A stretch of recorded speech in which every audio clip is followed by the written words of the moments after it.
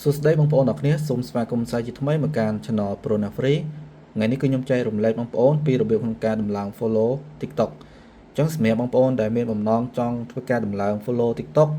គឺងាយស្រួលទេបងប្អូនអរគ្នាគឺគ្រាន់តែបងប្អូនអរគ្នាចូលមកកាន់ website KH Booster មកដែលខ្ញុំដាក់ link នៅខាងក្រោមវីដេអូមួយហ្នឹងគឺបងប្អូនទាំងអស់គ្នាអាចធ្វើការចុះឈ្មោះជាមួយនឹង website KH Booster បានអូខេអញ្ចឹងនៅក្នុងហ្នឹងគឺមានសេវាកម្មជាច្រើនបាទប៉ុន្តែខ្ញុំលើកយកតែ follow TikTok ទេអញ្ចឹងបងប្អូនទាំងគ្នាចូលឡើង TikTok នេះមកបាទបន្ទាប់មកឡើង category គឺបងប្អូន select option នេះមកគឺមាន follow ច្រើនបាទអញ្ចឹងបងប្អូនចង់ដាក់ follow មួយណាក៏បានដែរបាទអូខេឧទាហរណ៍ថាមួយនេះបាទខាងក្រោមគេនេះយើងយកខាងក្រោមគេផុតមកហើយបងប្អូន select line service នេះមកបាទយកខាងក្រោមគេផុតដែរ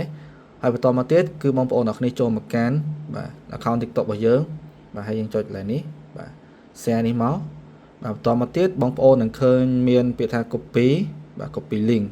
អូខេ copy link បន្តមកកន្លែង link នេះគឺបងប្អូនអរគ្នាផាសបាទផាសកន្លែងហ្នឹងណាអូខេយើងផាស link ចូលហើយបាទកន្លែងនេះយើងដាក់ quantity នេះគឺយើងដាក់ចំនួន 1000 អូខេ 1000.96 សេននេះបងប្អូនបន្ទាប់មកគឺយើងចុចពាក្យថា submit ទៅគឺយើងបានធ្វើការ order ហើយបាទអូខេយើងចុច submit ទៅគឺអូខេអញ្ចឹងទៅតទៅនឹងការដាក់ប្រាក់គឺយើងចុចទីពាក្យថា deposit ហើយ amount នេះគឺយើងដាក់ចំនួន$5ហើយយើងចុច pay now ទៅវាចេញ QR code ឲ្យបងប្អូនធ្វើការដាក់ប្រាក់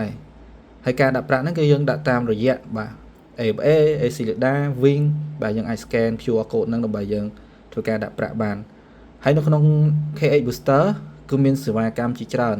មិនមែនមានត្រឹមតែ